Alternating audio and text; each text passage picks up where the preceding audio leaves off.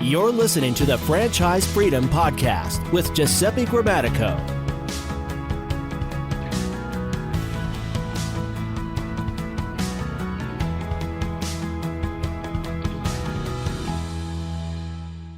Welcome to the Franchise Freedom Podcast. I'm your host, Giuseppe Grammatico, your franchise guide, and created this show for corporate execs looking for time and financial freedom via franchising.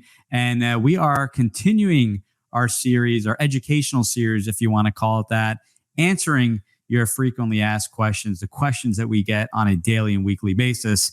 And today we are going to dive into franchise terms and what they mean.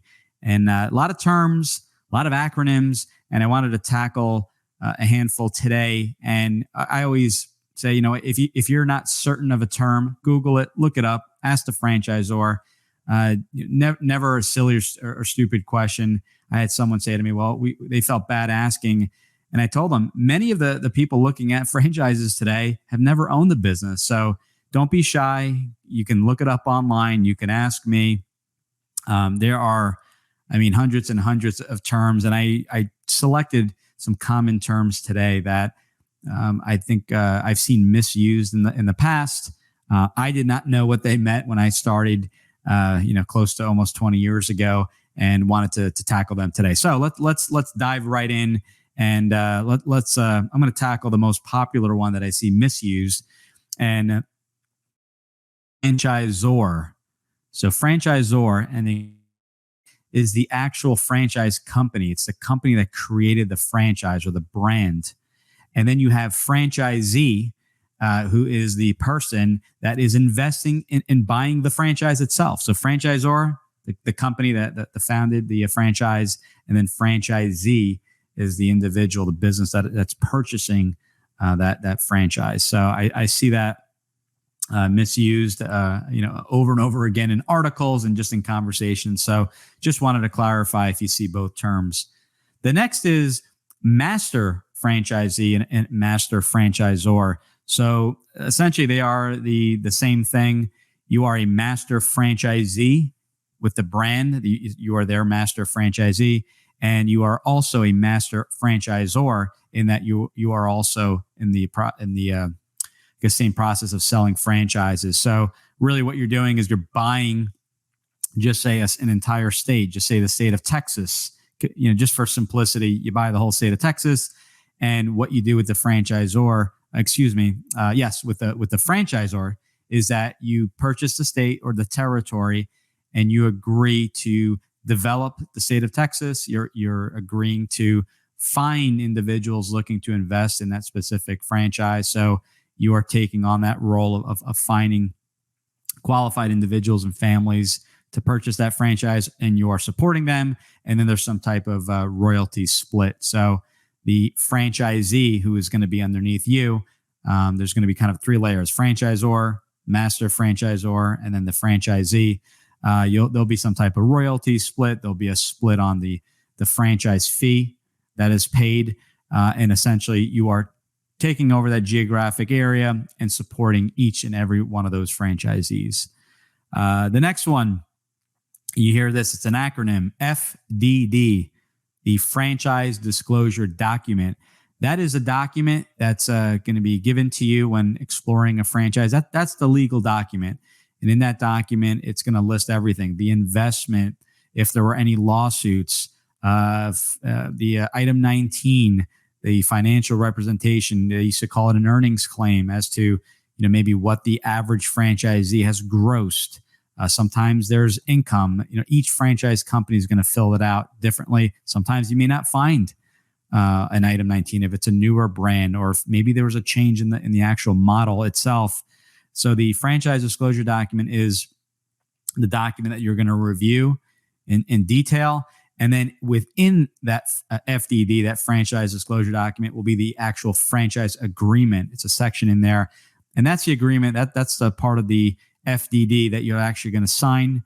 It'll have specifics on there where they outline the zip codes, any your exact territory, number of territory or locations, depending on the franchise you had invested in, and any type of agreements where it's written in there or an addendum will be added if there's something agreed on over and beyond, or a change that was mutually agreed on. So FDD, franchise disclosure document, and then you'll find the franchise agreement within that document.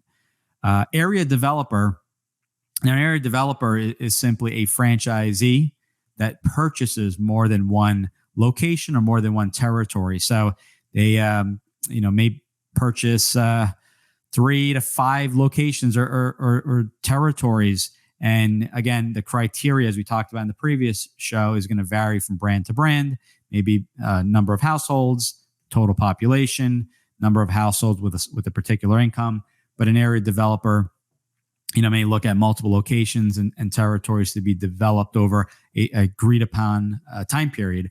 So it may be for every location and every territory, maybe 6 months, it may be a year. That's all outlined in the franchise agreement. But that's what an area developer is: someone that's going to be taking over a market. It may be, going back to the previous example in Texas, it may be all of northern Texas. It may be Dallas, Fort Worth, where that may equate to 4 or 5 territories. So you will that franchisee will develop that area. Next one, SBA, the Small Business Administration. What is the SBA? It's a government agency designed to bolster and promote the economy by providing assistance to small business. Had to read that. Wanted to make sure I nailed that.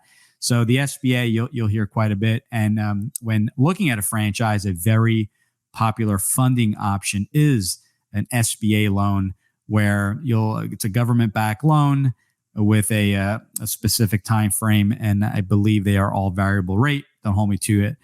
So the SBA, again, acronyms that you'll hear and you'll start to familiarize yourself with, but don't feel, don't be embarrassed or feel that you should know all this. Someone exploring a franchise, it can get overwhelming. So ask the questions. Better to be informed than regret it later on, not knowing exactly what each term was. Another term that means the exact same thing is that when you're exploring a franchise, towards the end of the process, the franchisor, as we talked about, will invite you to a in-person or virtual discovery day or confirmation day. They mean the same thing, and it's really an event where you get to meet upper management, the founders, maybe the CEO, the CFO, COO. You're going to meet some of the higher ups at a confirmation or discovery day, again, virtually or in person, depending on what's offered, along with other families and individuals looking to invest in that franchise. So that is the confirmation and discovery day. Lots of number acronyms. I'll cover one, and this is something where we can spend the whole hour on. But one I hear a lot is AUV, average unit volume. That's one you hear about. What's the average revenue that each location, each physical location or territory can yield you. So that's an AUV.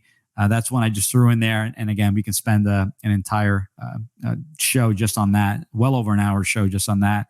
And then this is also one where, and I don't blame people, by the way, for getting confused, because sometimes the way that the terms are used, they definitely cause me confusion in my search. So you're good there.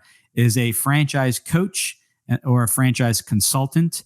Really, they mean the same thing. It's what I do. I help individuals analyze franchise companies, kind of give them some guidance and questions to ask where they can continue the due diligence on their own and make their final decision. So we help kind of as a guide. Also, I found out kind of when I got into this business years ago, there are also franchise consultants that specifically work with franchise brands, as more of a consultant capacity, where they're helping build that franchise from scratch, or advising them on running the business a different way, maybe working on their operations manuals, their franchise disclosure documents, the way they do business. But, for the most part, you see franchise coach and consultant pretty much mean the same thing, and they're helping individuals figure out if franchise is a great fit, and then figuring out what that franchise may look like. And then there's the word broker, business broker, franchise broker. And in a traditional sense, a broker is really someone that is looking at resale business opportunities. Franchise consultants also deal with typically with resales on the franchise side, and a business broker really kind of handles resales for the most part, non-franchise, but they can also show franchise resales as well. So I hope this was helpful. We're keeping these. I'm looking at the clock into between 10 and 11 minutes, which is I'm not sure why that's the case, but keeping them short and sweet. Want to get you the information, and if you want additional information, you know how to reach me.